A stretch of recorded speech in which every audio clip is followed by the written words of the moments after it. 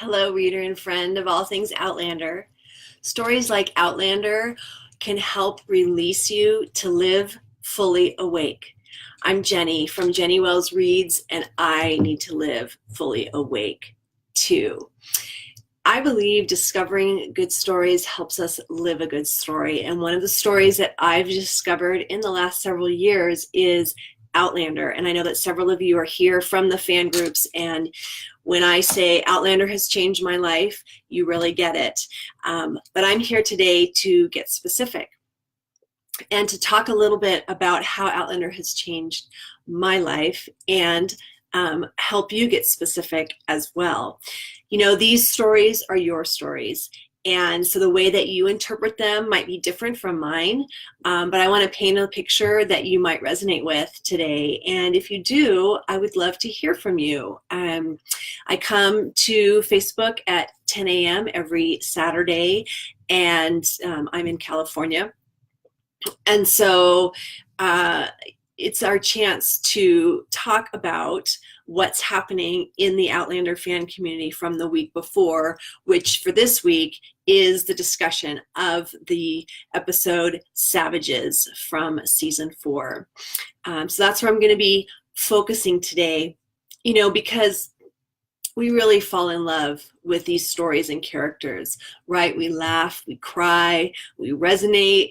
We were super connected to last week's episode when Murtagh came back into the picture. I heard all over the fan communities this week about just the impact of that experience and how people just cried through this episode. And so I get it and I hear you. And again, feel free to join the discussion at any time with your own thoughts about episode 5 of season 4. But you know, let's talk about how the magic of Outlander can be more than a fantasy, right? And how we can bring the elements of the stories to our circumstances. Let's release your story. So I'm here as a bookstore owner and as a teacher, and I love intersecting the stories you love with the life that you live. That's why I'm here. So let's do this. Okay. Now, so much happened, right? In episode 5 of season 4. The biggest, of course, for many of us is that Murtagh came back, and the reunion between him and Jamie was full of the feels, as they would say. But I want to talk today about Claire and how what resonated for me personally in this episode, the thing that I could really emotionally connect to was that Claire is living her best life.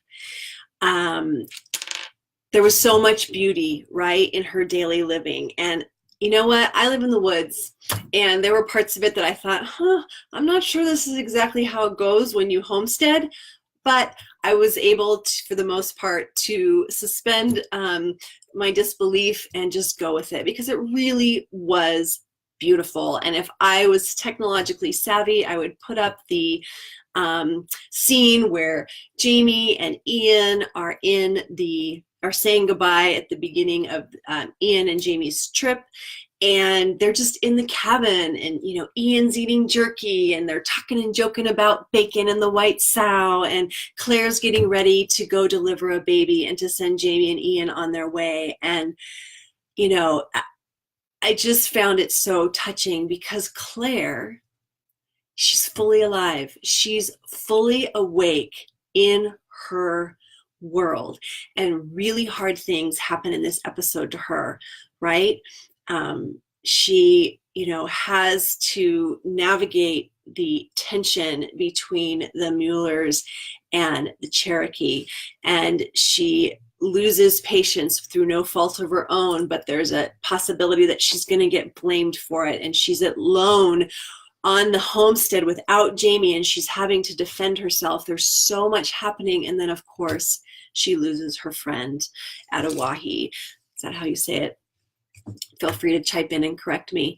This is really tough stuff. Yeah, best episode so far, Linda. I don't know. You can let me know if you mean season 5 or season 4 or in the whole, the whole series for you. Because yeah, it was a really incredible episode. And again, Claire and am I doing this right? Oh, sorry, guys. So much happens. So she's able to connect with Jamie over Bree. Very rich scene when they're talking about Jamie's dream and Bree's birthmark, right? And she's doing fulfilling work, right? And so I just was seeing, okay, when she falls on the bed, she comes home after delivering the baby. She's alone. She just collapses on the bed. She's so tired. But what came into me was the remembrance of her sitting in her, it's in season 3. She's in 1960, and she's in that white suit sitting on the couch, clutching her whiskey, and Frank's around and the tensions are so high and she's so tight. She's just so tight in her life. She left Bree to go back to Jamie. And my friends who watch the show maybe don't read the books, they didn't really get that. But I get it. I get having to leave something so precious to you because you just can't live fully awake. And the chance of that is there. And that's just what really, really resonated with me this week. That was my thing. Yes, Linda, faith, huge, huge. I did do a whole conversation about faith, and you can find that on my website, Jenny Wells Reads. Also, I have them all here on my Facebook page, Jenny Wells Reads. Really, really impactful. So that was my story this week. That was my story with episode 5. That's where my life intersected with a good story, because I'm asking myself the questions. What would it mean for me to live fully awake? And I didn't have to choose to leave my daughter, but having what I've been calling VENS, violent empty nest syndrome, and you can learn more about my story if you follow me online. But having my definition as a mother severed and having to look at the second half of my life not the way that I expected it to be.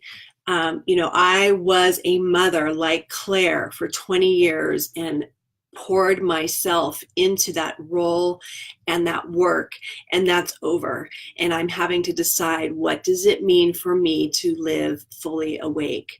And for Claire, that meant leaving a lot behind. Now, her story isn't over, but what a joy to see her get to live that way in the episode Savages. So that's the theme that I wanted to share with you today. I thank you so much for joining in. I post these after the fact in a lot of the fan groups. So many of you come after the Facebook Live is over, but still feel free to chime in. I really love hearing from you. Thumbs up are awesome. And of course, please share this video. If you're local, come visit me. I am in Grass Valley, California at my bookstore, Jenny's Paper and Ink Books. And again, you can find me all over the web if you just search for Jenny Wells Reads. Last week, I shared how Outlander can release us to healing through beauty.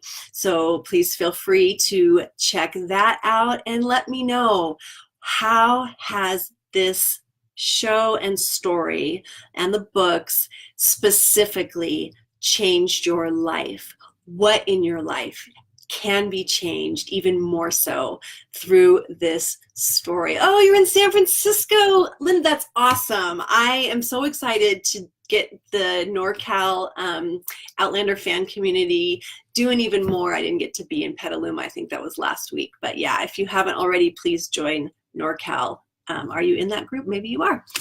All right. Remember, discovering a good story can help you live a good story. What can your story be? Take care, you all.